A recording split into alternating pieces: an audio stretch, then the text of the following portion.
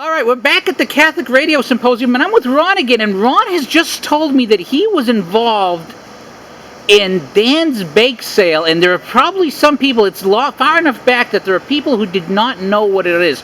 Can you tell us about Dan's Bake Sale and your radio station's involvement in it? I sure can, Peter. It was in 1992.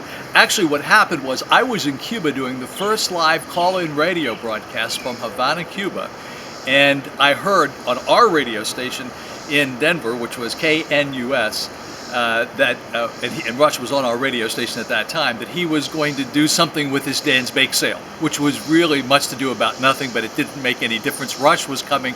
That was a big deal.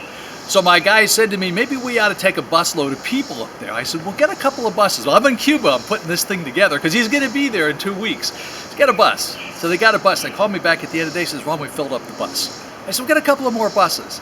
By the time I got back from Cuba, we had 50 buses full of people to go up to Dan's Bake Sale from Denver up to Fort Collins, Colorado. The day of the event, we take all these buses, led by Kenny Hamblin, who was then known as the Black Avenger, conservative talk show radio host with his motorcycles.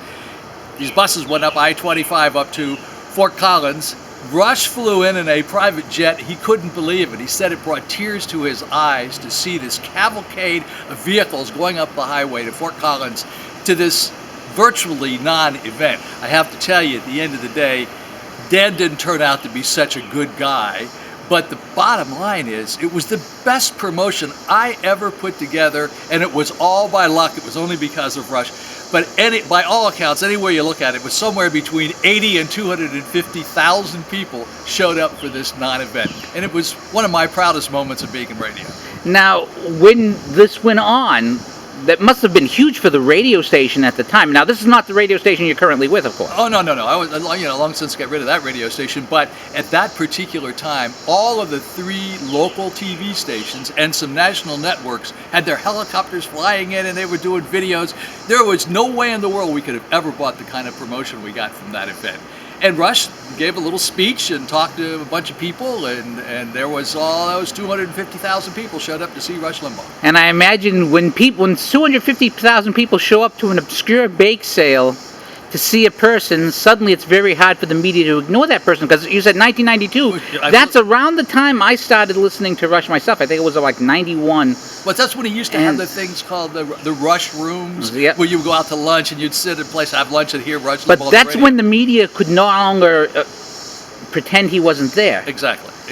And so you had that part in it. So that story was worth coming down here for in itself. Well, thank you very much. It was certainly, I don't take a lot of credit for it, other than the fact that we had the presence of mind to seize the moment, get the buses together, go up there, and do the event. And it turned out to be a marvelous event. Which also gives a good lesson that when you see a moment, jump at it, because you never know when that moment's going to happen in radio or anything else. Don't ask me about the ones that didn't work out very well. Peter, very much. Thank you.